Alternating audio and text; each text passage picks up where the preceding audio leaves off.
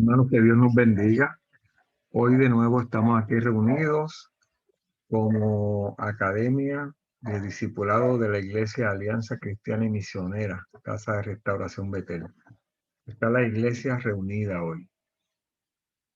En Mateo 18:19 dice: además les digo que si dos de ustedes en la tierra se ponen de acuerdo sobre cualquier cosa que pidan, les será concedida por mi Padre que está en el cielo. Porque donde dos o tres se reúnen en mi nombre, allí estoy yo en medio de ellos. Y hoy estamos aquí reunidos en el nombre de Cristo, en el nombre de nuestro Señor, que nos dio paz, seguridad, esperanza eterna por medio de su sacrificio en la cruz. Hoy comenzamos el estudio del tema del Espíritu Santo. Nuestra declaración de fe dice: es una persona divina, enviado para morar dentro del creyente, para guiarle, para enseñarle y para darle poder. Convence al mundo de pecado, de justicia y de juicio. Nos afirmamos en en esas tres declaraciones. Nosotros tenemos una buena noticia. Contamos justo al lado nuestro, o mejor aún dentro de nosotros, con un espíritu de revelación, de sabiduría y de consejo. Un espíritu de gloria, de poder, de vida y de gracia, y un espíritu consolador eterno. Estas son solo algunas de las formas en las cuales nos referimos al Espíritu Santo. Y Él mora dentro de nosotros, aún dentro de este mundo tan complicado. Nuestro propósito en estos estudios está dirigido a lo siguiente. En primer lugar, experimentar un nuevo sentido de seguridad en nuestra relación con Dios, basada en la presencia del Espíritu Santo en mi vida, en tu vida, en nuestra vida, ¿verdad? Ver con los ojos de la fe cómo obra el Espíritu Santo en mi vida. Nos vamos a enfocar en ese Espíritu Santo hoy. Vamos a ver todo el mundo dentro del contexto de la obra, de la acción del Espíritu Santo. ¿Cuántos estamos de acuerdo en estas afirmaciones? El Espíritu Santo es una persona divina, la primera. Fue enviado para morar dentro del creyente, para guiarle, para enseñarle y darle poder. ¿Estamos de acuerdo en eso? Convence al mundo de pecado, de justicia y de juicio. Es decir, que nosotros somos guiados, enseñados, provistos, empoderados, convencidos de pecado, de justicia y de juicio por el Espíritu Santo Dios. Mi vida es diferente cuando yo acepto esa gracia del Espíritu Santo. Mi vida es diferente cuando yo reconozco que soy guiado, enseñado, provisto, empoderado. Es diferente. Estudiar al Espíritu Santo es estudiar lo concerniente a aquella actividad de Dios por medio de la cual Él, Dios, se mueve para comunicarse conmigo y comunicarme su persona a mí y para ministrar a aquellos que le pertenecen. Nosotros le pertenecemos a Dios. El Espíritu Santo es aquella persona de la Trinidad que realiza la tarea de tocarnos y de servir como el canal divino que provee comunión personal con Dios. Ese es el Espíritu Santo. El conocimiento de Dios por parte del creyente no puede nunca ser completo si no conoce a esa tercera persona de la deidad, de la Trinidad. Antes de continuar, es necesario establecer un punto, un asunto, ¿verdad? Con mucha claridad. El Espíritu Santo es eficaz, actúa y obtiene lo que era su propósito, logra, hace, realiza. El Espíritu Santo es eficaz. En Romanos 8:9 dice: sin embargo, ustedes no viven según la naturaleza pecaminosa, sino según el Espíritu. Si es que el Espíritu de Dios vive en ustedes. Y si alguno no tiene el Espíritu de Cristo, no es de Cristo. Pero si Cristo está en ustedes, el cuerpo está muerto a causa del pecado, pero el Espíritu que está en ustedes es vida a causa de la justicia. Y si el Espíritu de aquel que levantó a Jesús de entre los muertos vive en ustedes, el mismo que levantó a Cristo de entre los muertos también dará vida a sus cuerpos mortales por medio de su Espíritu que vive en ustedes. El estudio de la doctrina del Espíritu Santo, de todo ese cuerpo de conocimiento, de afirmaciones que hacemos respecto al Espíritu Santo, revista una importancia crítica en mi vida. Es tan importante que puede cambiar mi vida de una de preocupaciones y esfuerzos a una vida de paz y bienestar. Por eso me propongo conocerlo mejor. Todo cristiano tiene necesidad de la presencia poderosa de Dios, el Espíritu Santo, en su vida, sin cuya ayuda no es posible vivir las demandas divinas para la vida de santificación y servicio a Dios. A eso estamos llamados nosotros, a santificación y a servicio. Ese pasaje de Romanos 8 describe una relación entre el Espíritu Santo y nosotros.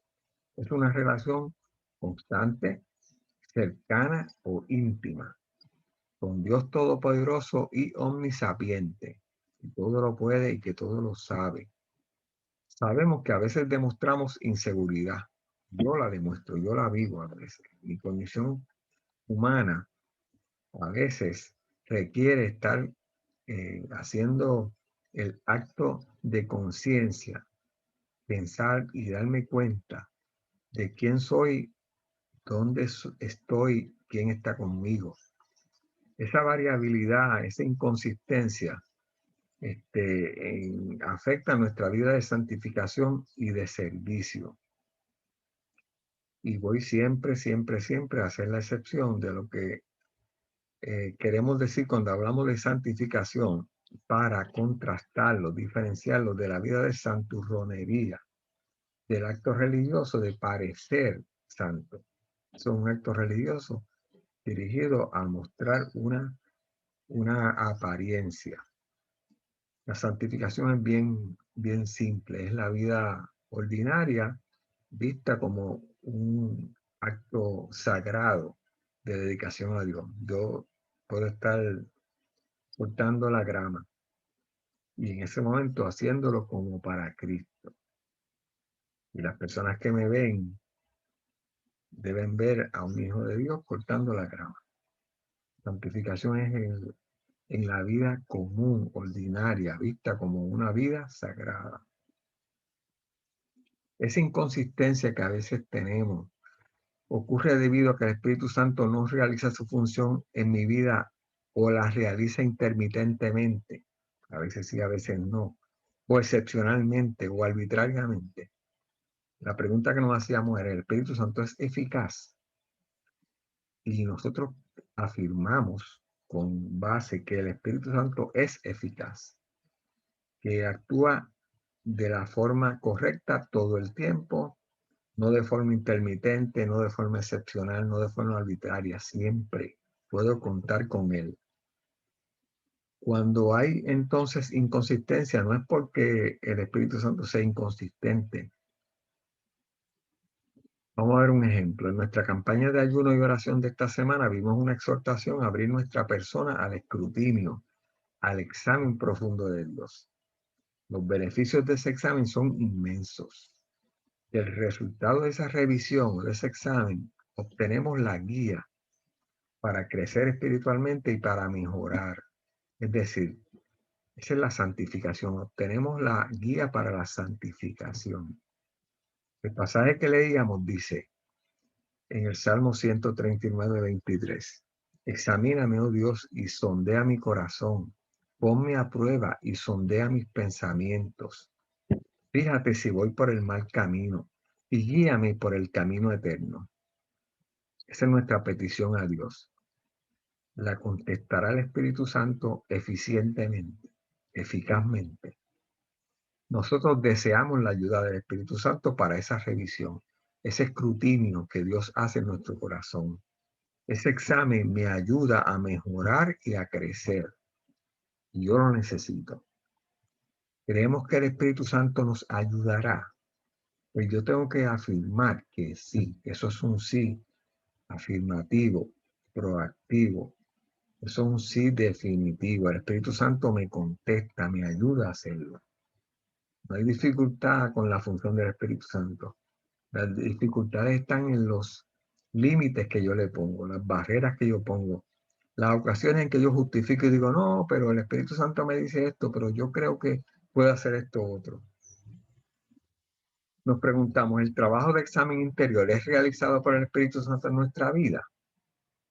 Miren lo que dice Juan 16:8. Y cuando Él venga, convencerá al mundo de pecado, de justicia y de juicio. Y en el 13 dice, pero cuando venga el Espíritu de la verdad, Él los guiará a toda la verdad. Porque no hablará por su propia cuenta, sino que dirá solo lo que oiga y les anunciará las cosas por venir. Segunda pregunta. ¿Creemos que el Espíritu Santo contesta nuestras oraciones cuando le pedimos nos revele ese examen interior? Cuando le pedimos que nos revele lo que Él encuentra en nosotros. Afirmamos que sí. A la primera pregunta, sí. Ese trabajo de examen interior lo hace el Espíritu Santo. Y nos contesta cuando yo le pido que me lo revele. Sí, lo contesta. Por eso afirmamos que el estudio diligente del tema del Espíritu Santo nos puede interesar mucho. Nos puede cambiar la vida. El primer ciclo de estudio acerca de la persona del Espíritu Santo lo hicimos el año pasado. Recuerden que nuestro currículo de formación de un pueblo de educación cristiana tiene 3 fases o 3 ciclos, en los cuales vemos un tema. En el segundo ciclo lo profundizamos, en el tercer ciclo profundizamos más aún. Estamos en el segundo ciclo. El primer tema que vimos fue, ¿es el Espíritu Santo realmente un ser personal? Y afirmamos que sí. Es una persona divina, enviado para morar, guiar, enseñar y dar poder al creyente, y para convencer al mundo de pecado, de justicia y de juicio. La segunda pregunta fue, ¿es completamente Dios el Espíritu Santo? Y encontramos, cuando hicimos ese estudio, que hay evidencia de que sí, que el Espíritu Santo es completamente Dios. Y la evidencia que buscamos en la palabra, en la acción del Espíritu Santo en el mundo y en nuestra vida, nos indica que sí, que el Espíritu Santo es Dios. La tercera pregunta, la obra del Espíritu Santo en el Antiguo Testamento. Vimos cómo el Espíritu Santo es referido y actúa desde las referencias que tenemos en el Antiguo Testamento. Y anunciaba y profetizaba y preparaba y abría camino. Y vimos la obra del Espíritu Santo en la vida de Cristo. Ahora nos proponemos ver un trasfondo o un contexto histórico, un poquito poner en contexto la acción del Espíritu Santo en el mundo. Vamos a ver la necesidad de la llenura del Espíritu Santo para el hombre natural, para el hombre espiritual y para el hombre carnal. La obra del Espíritu Santo en la salvación respecto a la convicción de pecado, la regeneración, la morada interior, el bautismo y el sellado. Y vamos a ver la obra del Espíritu Santo en la vida del cristiano, cuando distribuye dones, cuando llena, cuando enseña, cuando guía, cuando da seguridad y cuando ora. Y yo, preparando esta clase durante esta semana, encontré una referencia de la antigüedad bien lejana, allá para el siglo II, y aún conservamos la referencia cuando él decía, esta persona decía, estaba orando y de pronto sentí a alguien orando dentro de mí. Y él conservaba las dos conciencias. Decía, pero ¿quién está orando dentro de mí? Entonces lo describe de una manera tan profunda, porque él ahí entendía que el Espíritu Santo oraba en él para poder orar de la forma correcta, porque humanamente él no entendía. Para comenzar, hoy en este efecto de esfuerzo de poner al Espíritu Santo en el contexto de nuestro mundo, vamos a hacer una referencia interesante. Nosotros hoy en día, en el mundo en el que vivimos, vivimos la edad del Espíritu. Las tres personas de la Trinidad nos ofrecen un marco de referencia, un contexto, ¿verdad?, para visualizar la historia de la humanidad. Las tres personas, Padre, Hijo y Espíritu Santo. El Antiguo Testamento es llamado la era del Padre. Dios era la figura de la Trinidad, la figura central de la Trinidad en la época del Antiguo Testamento, es Dios, Dios Padre. La era de los evangelios, enfocada en el ministerio terrenal de Jesús, es conocida como la era del Hijo. Y es evidente, cuando usted lo mira, ve el Viejo Testamento y ve continuamente las referencias a Dios Padre. Y en el Nuevo Testamento vemos las referencias a la obra, a la vida, el ministerio del Hijo. El ministerio activo del Espíritu Santo marca la edad de la iglesia en la actualidad, la edad del Espíritu. Después que el Señor sube a gloria, nos deja al Consolador, al Paráclito, al Espíritu Santo. Y estamos en esa etapa, en la era del Espíritu Santo. Vivimos la era del Espíritu porque todos aquellos que están genuinamente en la iglesia hoy son producto de la obra creativa del Espíritu Santo por medio de sus múltiples ministerios. Él es el que nos llama, el que nos provee, que nos indica, nos dirige. Cuando hablaba con el pastor respecto a aquella reflexión que les decía acerca del escrutinio de Dios, me señalaba eso, que quien nos convoca, quien nos dirige, por gracia del Espíritu Santo, es que nosotros podemos valorar o apreciar ese escrutinio de Dios en nuestra vida. Nosotros cristianos podemos contar con la revelación de Dios desde la historia antigua al pueblo de Israel. Nuestras raíces judeocristianas, cristianismo tiene raíces judeocristianas, y la palabra que une ambos conceptos, ambos términos, judeocristiana, revela esa historia. Cristo, Jesús era judío, ¿verdad? De esas raíces sabemos que Dios está presente continuamente y actúa en nuestra vida, desde el Antiguo Testamento. Muy temprano en la historia, 1230 años antes de Cristo, en el libro de Números, de los primeros libros del Viejo Testamento, capítulo 11, dice, versículo 17, yo descenderé para hablar contigo y compartiré con ellos el espíritu que está sobre ti, para que te ayuden a llevar la carga que te significa este pueblo. Así no tendrás que llevarla tú solo. De ahí en adelante, esa referencia a la presencia del Espíritu Santo, que es el Espíritu de Dios, es constante a lo largo del Viejo Testamento. Voy a poner un solo ejemplo, en 1 Samuel 10. Entonces el Espíritu del Señor vendrá sobre ti con poder, y tú profetizarás con ellos, y serás una nueva persona. Cuando se cumplan estas señales que has recibido, podrás hacer todo lo que esté a tu alcance, pues Dios estará contigo. En Ezequiel 36:25, más adelante, tengo que incluirla porque es tan vital para nuestra vida hoy. Los rociaré con agua pura y quedarán purificados. Los limpiaré de todas sus impurezas e idolatrías y les daré un nuevo corazón y les infundiré un espíritu nuevo. Les quitaré ese corazón de piedra que ahora tienen, sensible, y les pondré un corazón de carne, sensible. Otra manera de decir empático, capaz de relacionarse con el que sufre y compartir la carga. Sigue diciendo el 27, infundiré mi espíritu en ustedes y haré que sigan mis preceptos y obedezcan mis leyes. Y haré que sigan mis preceptos. Está dentro de nosotros ya esa revelación de cuáles son los preceptos y las leyes de Dios. No leyes escritas en papel, no leyes de rituales. Las leyes, según descrito en las palabras de nuestro Señor. Amemos a Dios sobre todas las cosas y al prójimo como nosotros mismos.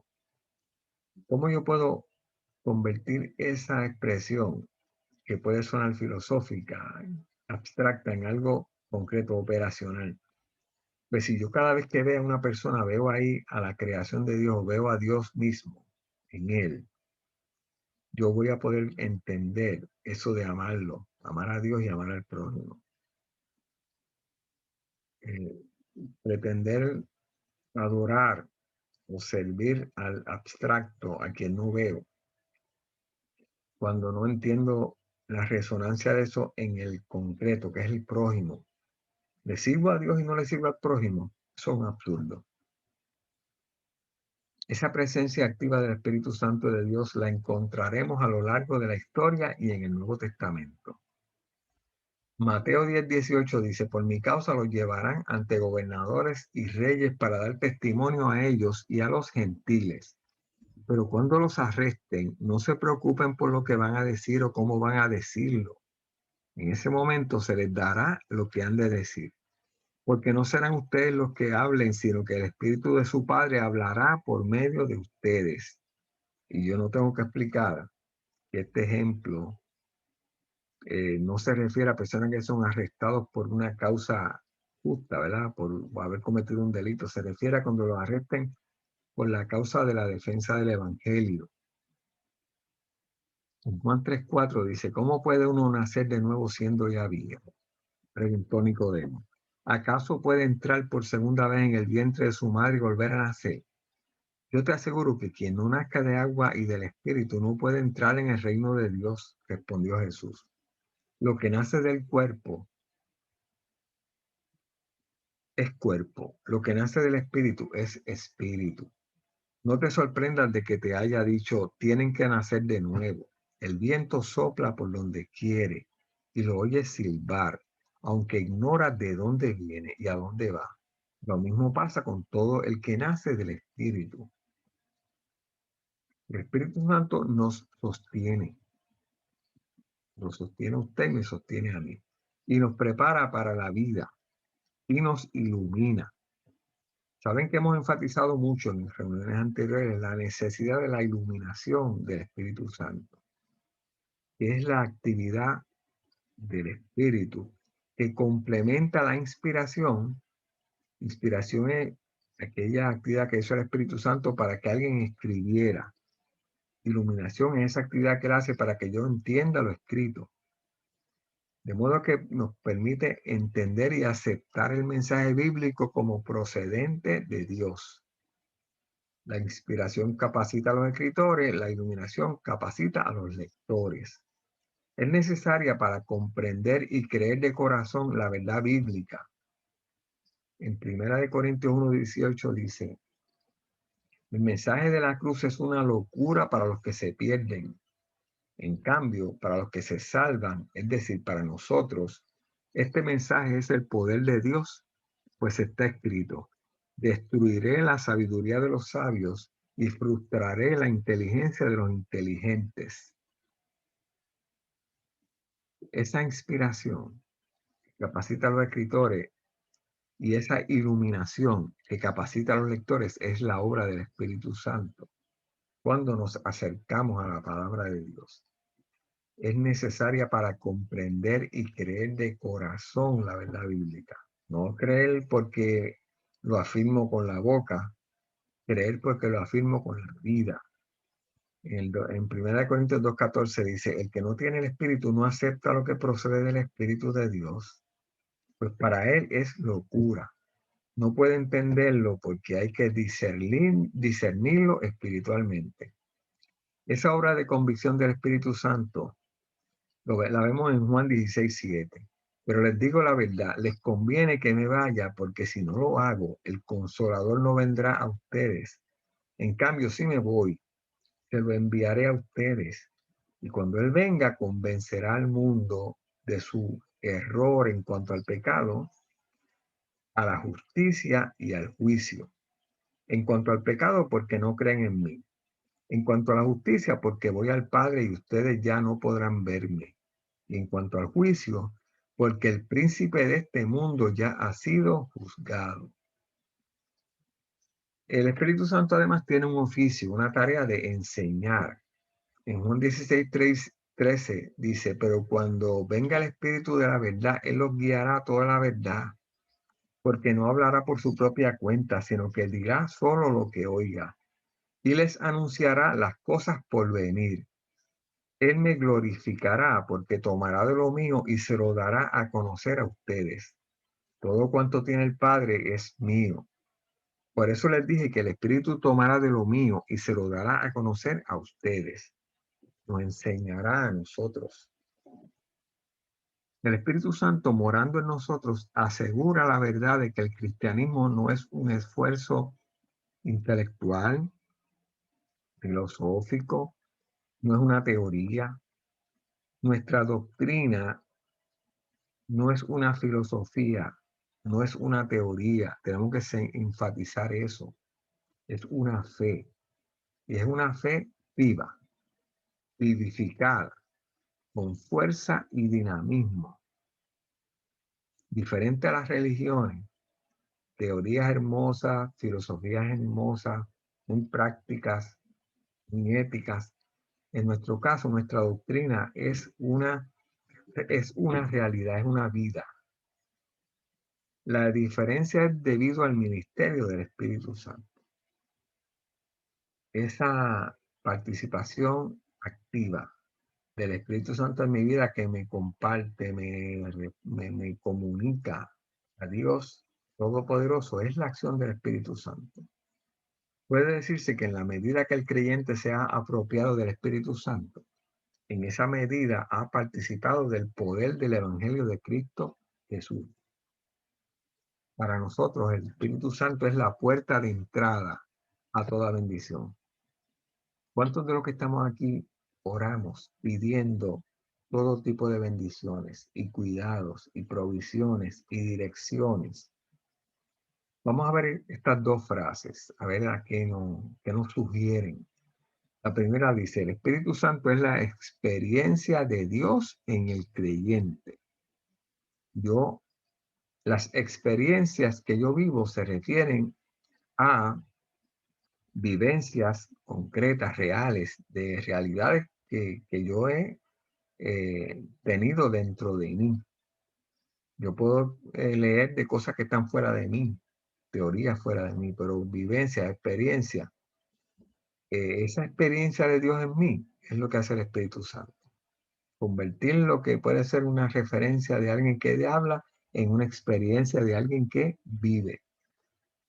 La segunda dice, el Espíritu Santo es la acción viviente de Dios en el mundo. La primera frase se refiere a mi experiencia particular, individual, la mía, pero la acción del Espíritu Santo colectiva en el mundo es la que hace referencia en la segunda frase. El Espíritu Santo es la acción de Dios en el mundo, la providencia divina. Cuando llueve para todos, para buenos y malos, cuando viene una bendición como es la luz del sol, que trae crecimiento y vida, esa es la acción viviente de Dios en el mundo y es el Espíritu Santo activo. El Espíritu Santo vivo para el colectivo, no para mí individual nada más, sino para el mundo entero. La providencia divina, particular y general. El Espíritu Santo en su ministerio se ocupa especialmente de ayudarnos a vivir la victoria de la cruz, la obra consumada por Cristo sobre el Calvario. Sin el Espíritu Santo no la puedo comprender.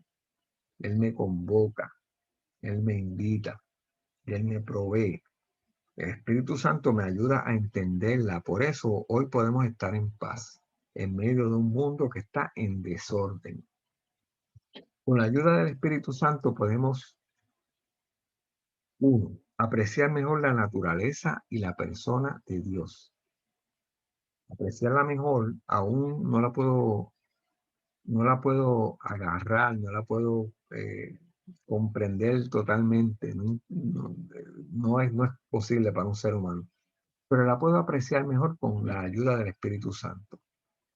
Apreciar mejor la naturaleza de la iglesia, de ese cuerpo orgánico, vivificado, dinamizado, empoderado por el Espíritu Santo para hacer cosas. Y yo puedo apreciar mejor el plan de Dios para el creyente, que es usted, que soy yo, y su provisión divina para una vida cristiana de victoria. Terminamos la reunión de hoy, que es la primera de 4, dirigida a experimentar un nuevo sentido de seguridad en nuestra relación con Dios, basada en la presencia del Espíritu Santo en nuestra vida, en mi vida y en su vida. Y a ver con los ojos de la fe cómo está obrando el Espíritu Santo en nuestra vida, hoy, en la actualidad, y cómo obró ayer, y a dónde nos dirige el Espíritu Santo. Hoy nos proponíamos sentir el deseo de conocer mejor al Espíritu Santo y de conocer mejor su efecto en nuestra vida. Siempre deberemos continuar lo que comenzamos hoy. Que Dios nos bendiga.